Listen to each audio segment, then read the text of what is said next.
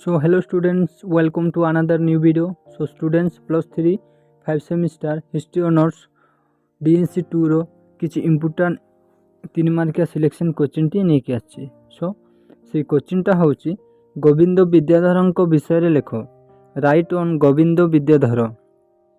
सो उत्तरटा हबो गोविंद विद्याधर एक नूतन राजवंश प्रतिष्ठा करिथिले। मादला पांची रे एई राजवंश को बोई राजवंश बोली वर्णना करा जायछि। गोविंद विद्याधर 1511 ख्रीष्टरे ओडिशा राजनीति रे भाग नेबाकू आग्रह प्रकाश करथिले। से जने विश्वासघातक रूपे परिचित।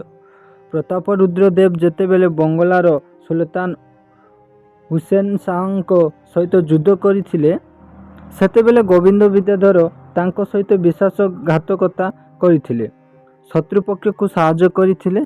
या छड़ा से प्रताप रुद्रंको दुई पुओं को हत्या करी सिंहासन अधिकार करथिले।